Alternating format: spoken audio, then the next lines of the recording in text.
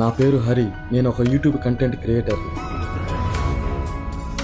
నేను పరిచయం చేయబోతున్న యువ రైతు విద్యా వివరాలు చూస్తే బీటెక్ ఇన్ఫర్మేషన్ టెక్నాలజీ పూర్తి చేశారు. కానీ ఇతను ఒక ప్యాషన్ తో వారి కుటుంబంలో తరతరాలుగా చేస్తున్న వ్యవసాయ రంగంలో కొత్త వరుడును సృష్టిస్తూ ప్రకృతి వ్యవసాయం ద్వారా అందరినీ ఆశ్చర్యపరుస్తూ నేటి యువ రైతులకు ఆదర్శంగా నిలుస్తూ ఒక యువ రైతుగా, ప్రకృతి రత్న, ఉత్తమ రైతు అవార్డుల గ్రహీతగా, ఒక పుస్తక రచయితగా నేటి తరానికి కలుషితం లేని ఆహార ధాన్యాన్ని సరఫరా చేస్తూ ఎన్నో ఘన విజయాలు సాధిస్తూ ముందుకు దూసుకుపోతున్నారు. ఇటువంటి యువ రైతును నేటి తరానికి పరిచయం చేయాలన్న నా ఆలోచనతో అతని ఇంటర్వ్యూ కోసం తనను నివసిస్తున్న గ్రామానికి చేరుకున్నాను. ఇక హర్ష గారి ఇంటర్వ్యూని చూసేయండి. మరి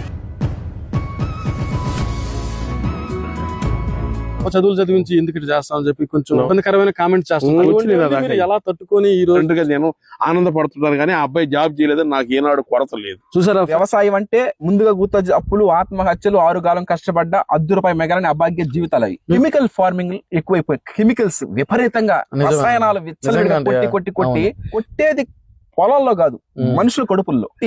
మొక్క, మనిషి 3 బాగుండాల. ప్రపంచంలో ఏ తల్లైనా సరే నా బిడ్డ బాగుండాలా అని అనుకుంటాను. పని కదండి. నిద్రలేస్తే నువ్వు కాలువలో దిగాలి, మట్టిలో తిరగాలి. వర్షం మిగతా పైర్లన్నీ పడిపోయింది, మంద పడిపోవాల. మట్టే శాశ్వతం. మీరు చేసే మట్టినే పురుగు మందుగా, మట్టినే ఎరువుగా, మట్టినే రసాయనాలుగా మనం యూజ్ చేయడం జరుగుతా ఉంది.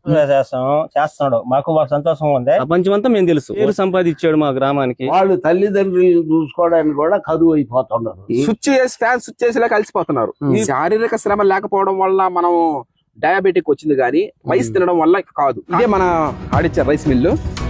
ధాన్యాన్ని స్టోరేజ్ చేసి ఒక రైస్ ఎక్కడ దొరుకుతుంది అంటే పలానా సూపర్ మార్కెట్ లోనో, పలానా కిరాణా షాప్ లోనో దొరుకుతాయి అన్నట్టు. దాని వెనకాల పేదరికం అంటే డబ్బు లేకపోవడమో, తిండి లేకపోవడమో, మరేదో లేకపోవడం కాదు. ఒక వ్యక్తి తనకు ఇష్టమైన, అవసరమైన జీవన విధానాన్ని ఎంచుకోకపోవడమే నిజమైన పేదరికం. ఫోకస్ మీద పెట్టి కష్టపడి చేస్తే దాంట్లో విజయాలు సాధించుకోవచ్చు.